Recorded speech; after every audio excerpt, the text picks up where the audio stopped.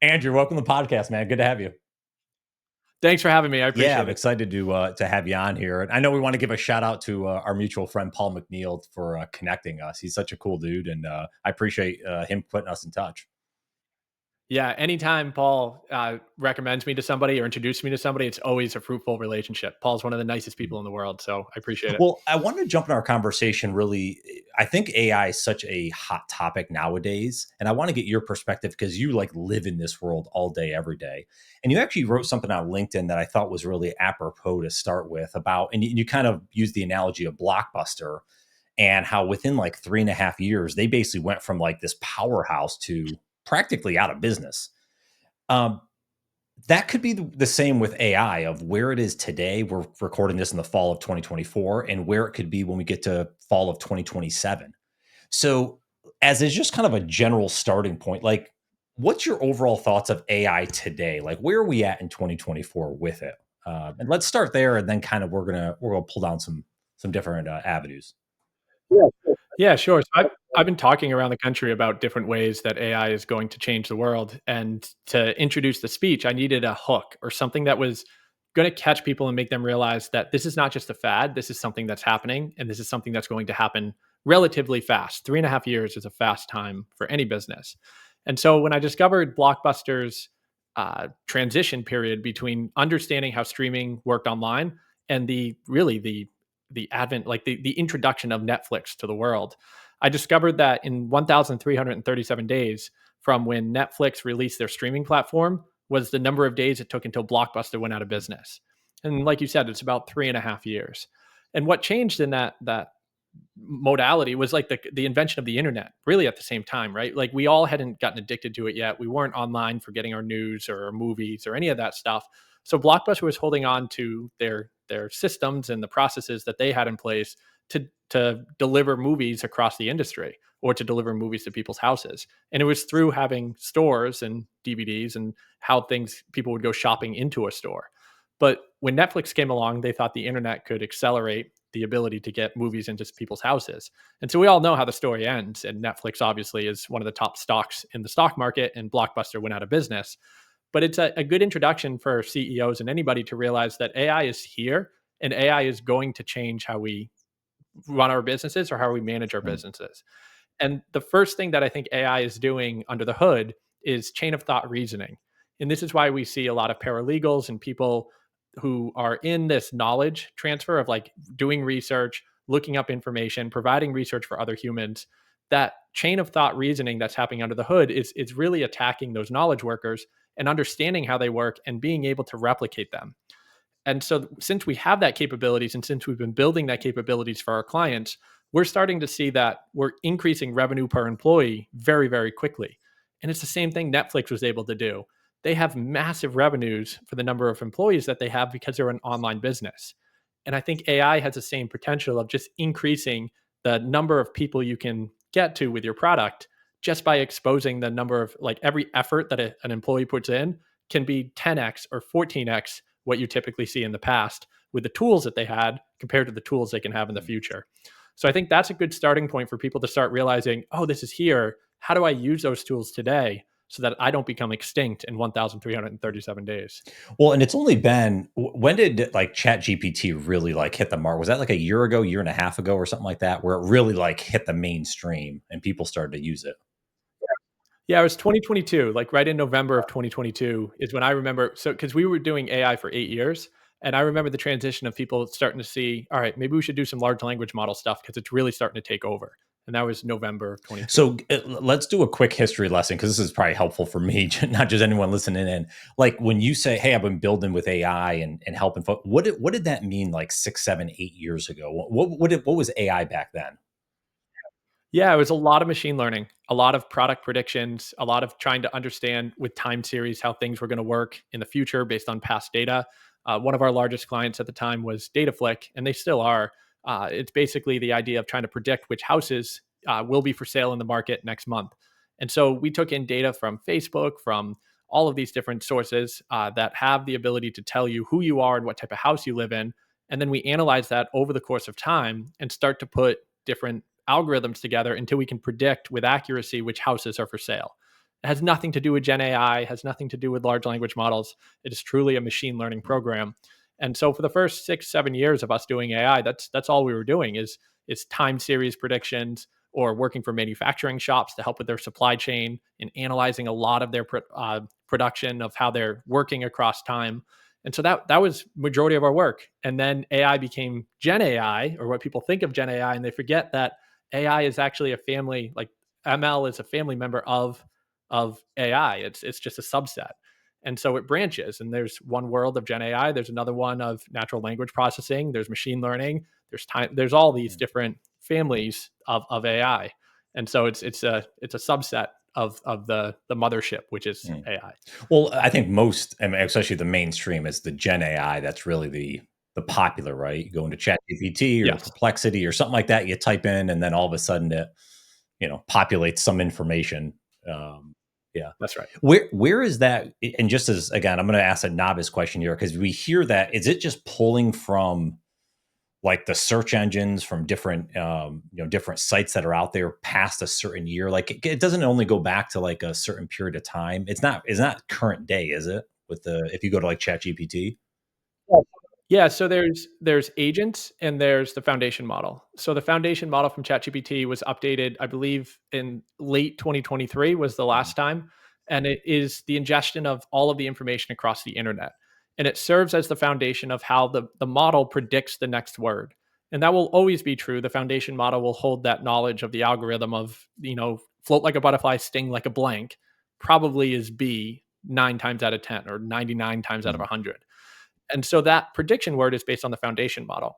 Now, we all have seen the gaps when they first came out is you don't have relevant data, you don't have recent data.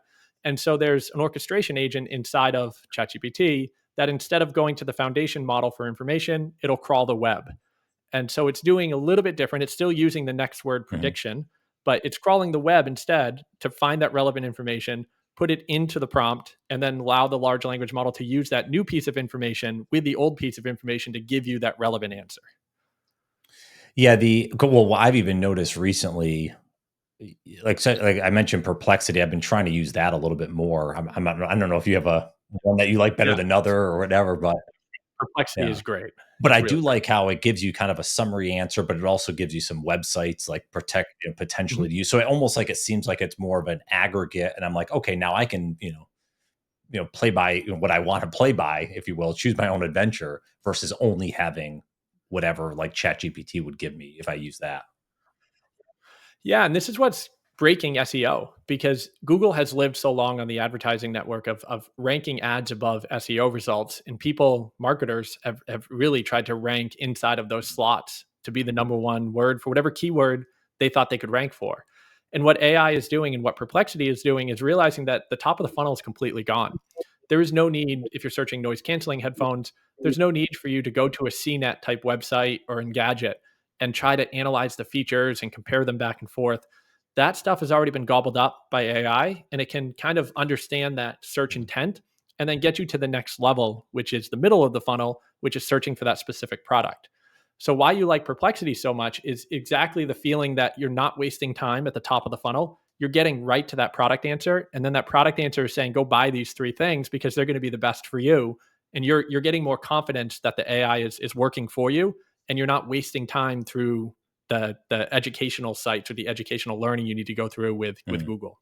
What do you see? And actually, now that I think about this, Seth Godin wrote something either today or yesterday. I read his blog every day, but something around like, multiple search engines you have to go to for various products, and where AI potentially could take that is, you have one search engine, and now where do you see like if you had to predict, okay, we're in fall of 2024, where is fall of 2025? Where are we with Perplexity or Yes. ChatGPT or how these tools are working?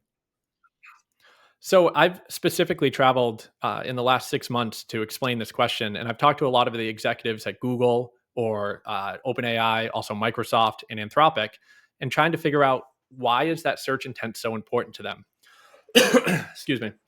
So one of the things that search is providing us is the answer to our questions, right? And so search is very prevalent in our lives, but every product you log into, whether it's Zillow or TripAdvisor or Amazon, they have their own search bar. And that search bar knows about data that lives inside of the database that is Amazon's database.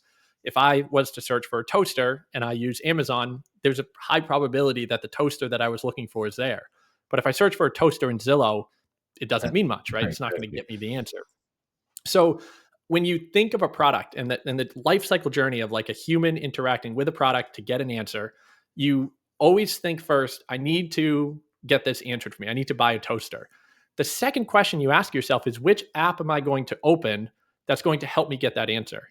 And why is that so important is because it's taking this like ancillary step. And it's like so funny that we think of it. And when you explain it this way, it makes zero sense that humans even did this. So I'm going to search for a question into a phone, and I'm going to get 44,000 results with blue links next to them. And I'm going to pick one of those to continue my search. And just that idea of how Google's worked for so long seems so ancient even today, because I don't need 44,000 links. I actually don't need any links. I don't need a UI. I don't even need to log into Amazon. I'm interested in getting that toaster. And so where I see this heading in 3 years, this is why I always say 1,337 days, is that search bar is going to come out of the apps and it's going to come into the voice assistant. And that voice assistant, and why the voice assistant and not the operating system or not the browser? Browsers don't carry logged in states, and operating systems are not prevalent across a human's life. So I can't train my AI model on Microsoft or Copilot because I also use an Android phone. So it needs to come out of the operating system, and it can't live on a browser because browsers don't stay logged in. So it needs to come out of the browser. And what it's left is the voice assistant, the input device. And so because I speak into the input device, which is one search bar, and I ask a specific question, I'm looking for that answer to come back to me with a resolution. So my favorite case that I always say is like, if I need to order a taxi to get from where I'm standing to where I'm going, I don't care if it's Uber, Lyft, or Fluffy's car service. Now, the brand might matter, and Fluffy's car service might seem a little sketchy, but if a car comes and picks me up and brings me to the airport, I don't care that I logged into Uber or Lyft to do that. I cared that I asked my voice assistant and it happened in a reasonable amount of time. So I think you're exactly right, is the search bar needs to be one unified search bar. The voice assistant needs to start the request, but then those agents need to go out and retrieve the information for me, bring it back in a way that I can access it. And again, what we realize is we remove the top of the funnel. We're just getting product answers at that point. What if, so I like that analogy. Let's go down that rabbit hole a little bit, because I'm just kind of curious where this would go. Because right now, what I think about is, okay, you have like Amazon Alexa, and you say, hey, order me a toaster. Of course, it's going to be able to do that with Alexa, or play me a song or whatever. When it comes to like an Uber, as an example, I definitely see that seems really cool and beneficial. Would it I have to open the Uber app to be able to go utilize that going forward? Or do you see some kind of world where, these are all somehow aggregated together? Yeah, so I was hoping that the answer would be that APIs would work under the hood and kind of retrieve that information from Uber, bring it back to my device, and answer the question. Now, there's two major problems. One's a security problem, and the other one is Uber just being stubborn. They only have a business because they have a mapping system which provides all the access to the Ubers that are near me. Sure. And so they're going to want to be paid for that service, which also means they're probably going to want to control the experience to make sure that I get a good experience. And so what could happen, and the vision I have of this is just a phone with a search bar with a bunch of applets, not a full app, and I don't need to log into that app. But if I can still have that Uber experience and that brand experience be controlled inside of the result of like a tile that then shows me, hey, here's 3 Ubers that are near me. Can you confirm that you're going to use my brand? And therefore, I'm still using their database. I'm still using their APIs, and I'm still living inside of their experience. I think because Uber is going to be stubborn with giving up their, holy grail of data, they might have to hold on to that applet, meaning that I have to use it. But the other security problem that exists rather quickly is that as I continue to use this, that voice assistant, whatever voice assistant I use, and let's just say I use Gemini, because we all know Google cares more about ads than they do my privacy, right? So if I use Gemini and I'm going to every day ask about my pets, it's going to monitor the messages with my wife. It's going to monitor the messages with my kids. It's going to know my location, how many times I ordered Uber, what I purchased on Amazon, because I'm using that one search bar all the time. It's going to know everything. I like to say it creates a digital fingerprint of me and my tendencies.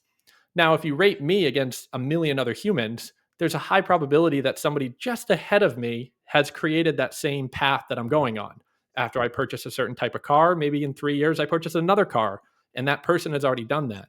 So that fingerprint is going to be the prediction of what I do, which means Google and that voice assistant is going to be very intimate with advertising towards what I need.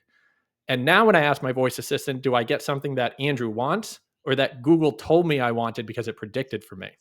And so that security thing becomes an issue with anything that if I grab a device like an iPhone or an Android and I start using that voice assistant, I'm immediately giving up data for free. If I pay for something that's going to be private, maybe there's a world that I can swap out my voice assistant with, let's say, Perplexity, and I don't give away any of my privacy to a big company, but I can get control back of my data. So I Mm. think that's what's happening on the front end. So you see the voice assistant, it wouldn't be like Siri or Alexa or anything like that. This would be like ChatGPT would have or Perplexity. They would have their own voice assistant that would then kind of model I out. I think Apple is pushing very hard on Siri to make a comeback and be that voice assistant. I think Gemini is going to be the voice assistant of Google, and you can see all of the commercials in the last 3 months have been pushing that onto people's phones. And then Claude is going to have their voice assistant, which is partnered very heavily with Amazon. So Amazon Alexa uses Anthropic in their devices. So even today, like Amazon Alexa has used that for a while. And then Perplexity, I don't know where they live, but maybe it's a private model. But what does that leave out? Is it leaves out OpenAI with a piece of hardware. And if OpenAI doesn't have hardware to attach itself to, and we all have to install a separate app to use it, will that be the winning de facto thing? When I purchase an iPhone, I'm using Apple Intelligence. When I use an Android, I'm using Gemini. Where does that leave OpenAI?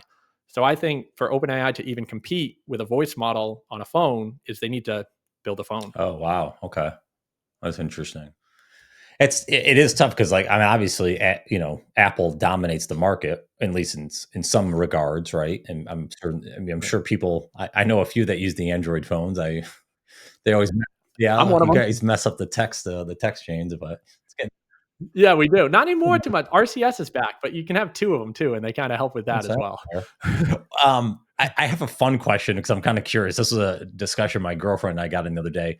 Help me out because I was trying to explain how AI I think could be helpful from a car accident standpoint and with your machine Mhm. learning and the AI and stuff. Because my thing was like, well, if everyone has an automated vehicle where they're not driving and you can have the cars talk to each other, wouldn't that prevent accident? Like, isn't that the path forward? Is that one example of how that could be helpful for us in terms of human beings and our existence?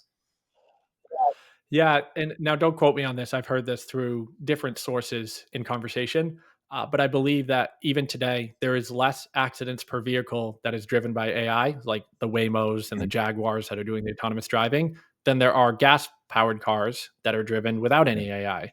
And so we're already at that point where machines are better at driving than humans.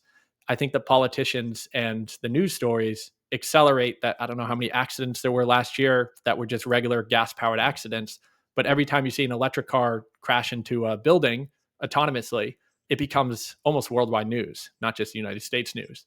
So there's an unweighted news story every time this happens compared to gas powered cars because we just got used to it. Now, to specifically to your question about AI, what the two things that I think most people are excited about with all cars talking to each other is one, Mm. traffic. You can drive 3 inches behind the bumper of the car in front of you if you knew the speed, accuracy, change of direction, and everything about that car in front of you. You also could have zero stoplights, which is an interesting thought experiment. Because if you knew the path and speed of all the cars going through an intersection, it'll look like absolute chaos to humans. But if all the cars were communicating to each other, you could have 50 to 60 mile an hour cars whizzing through that intersection, knowing that the other cars are not going to collide into it, and therefore having this demolition derby style thing passing through. And I think the last thing that autonomous vehicles solve for is the kind of, what do you call it, the rental model, where if I'm driving from here to Boston, I don't need to be in my car while I'm at my meeting. So therefore I can leave my car to go travel somewhere else to pick somebody else up to do there. So I think that the amount of vehicles on the road can be Yeah. reduced. So all three of those things I think AI helps with because it creates autonomous driving, but it also creates You don't need to be in the vehicle to move it to the next person to pick them up. Well, that's something. I mean, even as a disruptive industry, you mentioned about, with Netflix and Blockbuster, we started the conversation. But I think Elon had mentioned this even a couple of years ago. Now, it didn't come to fruition or won't in the time I think he said, but where you might not even own a car in the future, because if I can just call a Right. car very quickly and have it within a minute or two, and it takes me wherever, and I never have to worry about, I just pay whatever, some fee for that. That might be beneficial Right. than not having a car at all, right? And that, again, to your point, it Right. reduces traffic, reduces, cars on the road, and it changes a lot of industries. As we see, there's a lot of disruption because it can change a whole industry just by making people not That's right. having to. So it's an interesting thought experiment. Yeah, for sure. And I think it is a future, whether it's a large percentage or not, because people just want to buy a car to own a car. Maybe that becomes the luxury. But it makes zero sense that a car sits in a parking garage for a week on end while the person works from home or they work remote or whatever it happens to be. That car being idle anywhere is a waste of time and money. And the more you realize that you can put your car to work to do activities for you and to make that money back that you purchased it for, I just think the more advantageous it's going to be and the less need other people will have to purchase that car. So let's kind of transition a little bit. I want to keep talking about AI because I think that's a fun. But so let's say Sure. I want to do specific on business, and let's start with, a lot of folks listen to this podcast. They're founders. They're maybe early stage. Maybe there's someone they're still at an organization, but they want to use AI better. How would you encourage them to get started? If they're a novice, if they're like, I don't know where the hell to begin, Andrew, where would you encourage them to start the first step or two to get forward with it? Yeah. So for the last 2 years now, we've been trying to deploy AI solutions, Gen AI solutions, just to be specific. And it's been more difficult than I thought it would be for the exact reason that you're asking is like, where do people get started? And then how nervous are they about the actual change or disruption that it could have to their business? And we have, I would say, 6 to 8 CEOs that are in the $100 million to $500 million range every single month that are just asking us those questions in preparation for figuring out how to deploy it to their business. And what I often provide as an answer, or at least a calming answer, is that AI will do two things. It'll increase revenue per employee, and it will decrease the amount of time you're wasting in your company. And so those two things, if you can prove a return on investment on that, it just takes a simple math calculation of great. If I have 14, the easiest example that I have is we had an insurance company come to us and they had salespeople that were taking phone calls at every half hour increments. So if an 8 hour workday, they had 16 available slots. Well, insurance companies get random calls, they get random requests. Sometimes they sell a certain type of life insurance and not another type. And so throughout a day, a salesperson could be doing maybe 9 or 8 sales calls out of those 16 slots. What if we could pre qualify with AI those individuals that are asking the information about the insurance products and fill that person's spot with 16 slots, right? So therefore, they're taking 16 legitimate calls every single day. We didn't fire anybody, we didn't remove any workers. We simply increased the revenue that that company can make. And now they're making over $5 million more than they could predicted wise because they knew that if they could just keep those same people that they had already employed working 8 hours a day or 8.5 hours a day on the like actual good sales calls, they could get more possibilities of selling life insurance. And so this is just a very good example of showing that like if you want to start somewhere, you have to think about what the return on investment is. You have to understand that the AI is going to either increase revenue or it's going to decrease waste. And you have to think that the first thing that every company needs is an AI knowledge base, something that is going to be understood in the AI world to send and receive information from in natural language. So you probably have to build a vector database or a Gen AI system on top of it that's doing with a large language model, having that conversation and storing all of the data into a database that can be called from a large language model. And so that, let's say you put invoices in there or FAQs or customer data, you can start building apps on top of that. And it's never a mistake, just like it was never a mistake in the cloud world to start putting stuff into the cloud. Even if it's a small portion of it, it's better than having localized servers in a lot of cases. Sometimes it's not. But with an AI solution, it's better to have an AI solution. I'm sorry, with an AI solution, it's better to start having a knowledge base that's going to start holding information that is ready for AI to have that conversation with. And so that's the first place is working with somebody that can build that knowledge base, start expanding and putting information in there that you're going to recall, and then simply having a conversation with that knowledge base to see how it performs.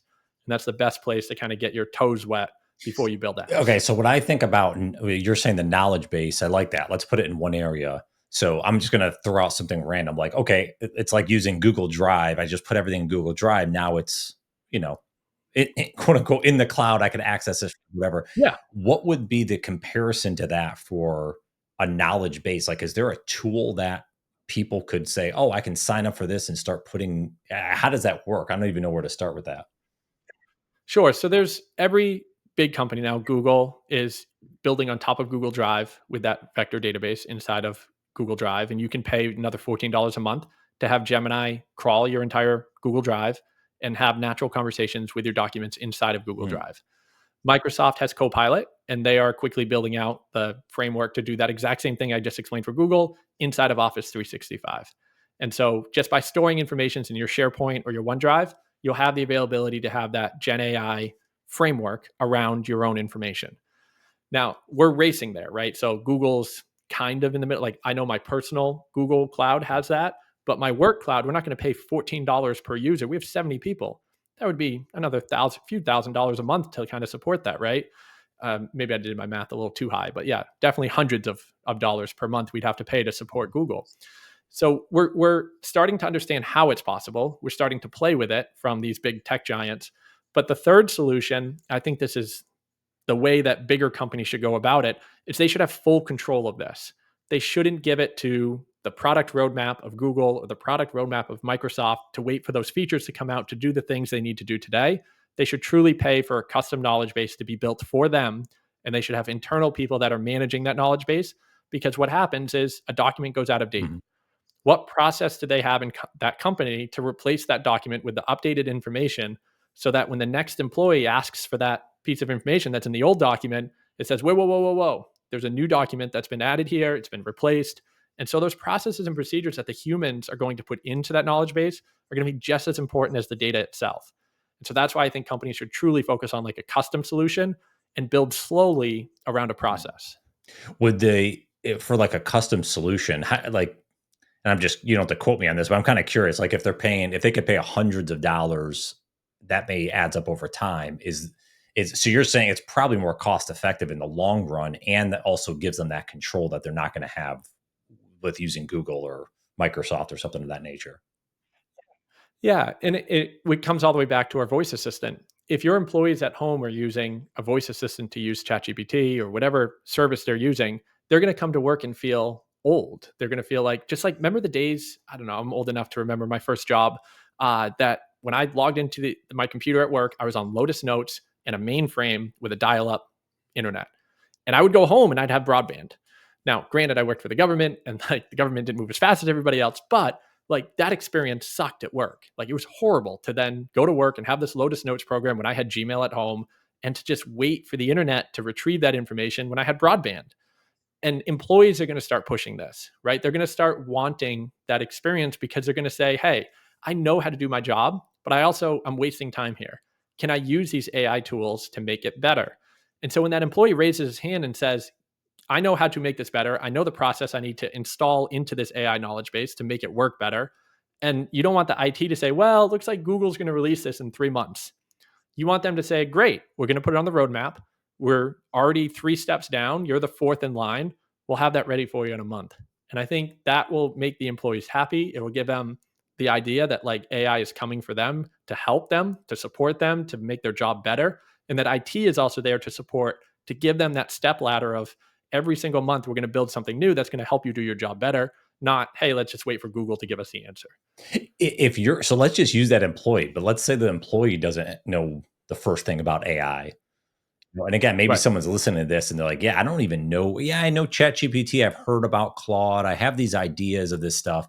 What would literally them, like, what would be the first step of like even just dipping the average person dipping their toe into AI? What would you encourage them to use? Maybe it's a prompt to try out. Anything you'd encourage. Yeah, I think what people really need to start doing is getting away from having that conversation to find research and thinking that ChatGPT is an assistant. Because when you look at the product that is ChatGPT, and I'm using product in air quotes here, so people that are listening can understand, ChatGPT is not a product. ChatGPT is a feature of a product. And that's important because I don't think it's gained traction yet. It hasn't, I don't use it on a regular basis, individual app that I would compared to, let's say, Mm, Perplexity. Perplexity is a product and it's a good product because it's fully thought out. And so if a person's starting, there's this underlying thing that's happening in ChatGPT called chain of thought reasoning. And it's the ability for the model to think in steps, to consider how it's going to complete a task, and then to not only complete that task but memorize all of the steps it needs to go through, remember each step, get to the end and complete the mission. And what we haven't talked about yet is agents. So agents are going to be deployed inside of these systems, and we can get into that. But for the novice, I think the education layer that's missing is it's not an assistant. ChatGPT is great at doing that. It's fun, but there's another layer that you need to start learning and understanding of how to prompt by saying things like, I'm a CEO and I have a CMO and a CTO. I'm going to give you a piece of paper to review, and I want you to review that with this random CMO that I found on the internet that looks like this mm, person, and this random CTO that I found on the internet that looks like this person, because they're experts at reviewing this type of paper. And instead of me just reviewing the piece of paper with ChatGPT, I'm asking it to think differently or think slowly like other individuals on the internet that can help me reason. But then I'll get ChatGPT or the prompt to argue with itself, to say, after you complete the first version, give it to the second person, and whatever bullet points they make, please fix in the first version. After you two reconcile that, give it to the third person. And what you'll start to see is we're not just playing with an assistant anymore. We're playing with this thing that can understand processes and procedures. And I can take, as an employee or as a person that does work throughout my day, I can take the process that I go through and start teaching the computer what I think about when I make a decision. I can add those guardrails. I can mathematically quantify why I'm doing something or not doing something. And if I can train the model to do that, I start to get this really, really good assistant that also can make decisions for me, not just with me. And so that's why we call them co-pilots, because it's making decisions with me. You take it to the next level, it's making decisions for me. And so that's what the novices, I think the early birds into ChatGPT need to start looking at and learning and realizing is how to prompt so that it's working alongside you, but also have the ability to make decisions that you're confident in. mm. Yeah, it's I even you just mentioned and that made me think about a few things I could do for for my business of like, oh yeah, like let's try to have them wear a different hat than maybe just you looking at it. Mm-hmm. I like that for sure. Yep. What Yep. God, I can probably talk to you hours on this. We're not going to get to a lot of things, so we'll have to maybe have you back for a part two at some point. Sounds good. Anytime. Let's kind of end on maybe this thought and go down this rabbit hole for a minute. Like when you think about again where we're at today, what are you excited about that maybe the mainstream we're not even thinking about from an AI standpoint? Like what are you personally excited with all you're seeing with the companies you work with and with your business? Anything that you would call out and be like, hey, this is something you guys might want to start thinking about a little bit quicker? I I I wish that there was a way to tell the world, because we're under NDAs for some, and I wish there was a way to tell the world how the return on investment is playing out with these AI models. And it's not about the number of employees that it's duplicating or replacing. It's the amount of potential that a business has. It's like this kinetic energy ball when you go into a business and you start implementing an AI plan or an AI implementation. It's this kinetic energy, and all of a sudden the company starts getting energized and vibrating and excited. And then person A says something, and person B says something else, and person C says, "Let's implement that."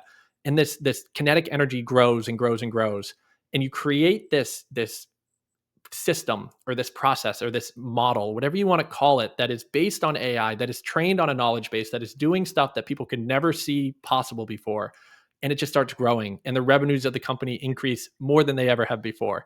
And the efficiency of the workers are not just excited about the energy, but they're also excited about coming to work every day because they're creating something new and everybody's happy with the results. I wish there was a way that I could just explain that in to a company so that the CEO can say, sign me up. Because right now the CEOs are saying, I'm nervous. What is this going to do? What's happening? How do I start? Just like you asked, where does it go in my business? How much does it affect my business? And I love that idea of like when someone's like, I'm good, I'm making 15%, net profit. I'm good. I'm like, well, what if you could have made 35% net profit with the same team? Does that get you excited? And so that the things that we're seeing is the results. The things that I wish I could explain more to people so that they can understand just how powerful they are is how those results are affecting the positivity of the company and the movement of the people to get energized to do the work. And that's hard. That's hard when a new person raises their hand and says, "Can I do AI? Can you help me with it?" And 6 months down the road, they're still waiting to say or waiting to sign and say yes. And I'm trying to walk them through all the scenarios of what could happen or what could be detrimental about their decision. But at the end of the day, I wish I could just show them the previous company that's now like high fiving, energized, better culture because they're installing and using these types Yeah. of tools. Well, it's sort of like, and I have a friend that's in the disaster recovery space, and it's sort of like that. It seems like if you try to present like, "Hey, this may happen." Chances are Right. unlikely, but if it does happen, you better want. And some people are like, "Yeah, I'll get to that. Yeah, I know it's important, but." And it seems like it's the same with AI. It's like, "Yeah, I'll let's see what happens first. There's still some unknowns. Let's see what happens in 6 months, Yeah, a year." And then all of a sudden, they feel behind, I guess, when they get to that point, that's right? right. And I think what you just went through with your mental model, like how you even explain that, is what CEOs they think internally. They think it's a conversational piece, and they played with ChatGPT, and they're like, I think I get it, but I don't understand how this is really going to help my Yeah. bottom line. And that's the education piece that needs to be taught. And then on top of the education piece, we need to say that it's not going to disrupt the business like cloud did, because everybody still has like scars from implementing Yes. cloud. So they're thinking, is this going to be a 10-year plan when you tell me it's only going to be 6 months? And so there's like all of these previous, and like we're still used on software models, paying, $3,000 a month for some software service that they can't get out of now. So all of these scars are sitting with these companies that have lasted for the last 10 years in software, saying, all right, here's what's next. AI is next. I'm told to get into this. And it's not the full confidence of knowing the end result is going to be positive. And then as a salesperson, you're trying to convince them, educate them, tell them it's going to be fine. And then they have to trust you to make sure all those things are true. That whole trail of thought is what so many people are going through right now. And it's hard. It's a hard time to be in this world to make those decisions. Well, that's why we have people like you to share that and put that out in the We world. try. Where can folks say hello to you? Is pretty much LinkedIn you're spending a lot of time, or where do you like to get out there? Yeah, so we talked at the very beginning about writing, and I think it's so important to go out and write as much as you can and be as much as you putting yourself out there in your space. So LinkedIn is that space for me. I put all my ideas down on Sunday night, and they get published Monday through Friday. And if I have enough, they go through Saturday and Yes. Sunday. So if you want to connect with me or see what I'm thinking about every single week, LinkedIn is the place to do that. Awesome. Andrew, this is a lot of fun, man. I appreciate it. I can't believe the time already passed. Like, I mean, this was pretty cool to just to even, I feel like we just kind of just shaved the surface just a little bit on this. So we'll have to talk more. Sounds good. I'm always willing to come on a podcast. I've heard a few of yours in the past to prepare for this, and they're great conversations. So I'm glad to be a part of Yeah. that crew. Thanks, Andrew.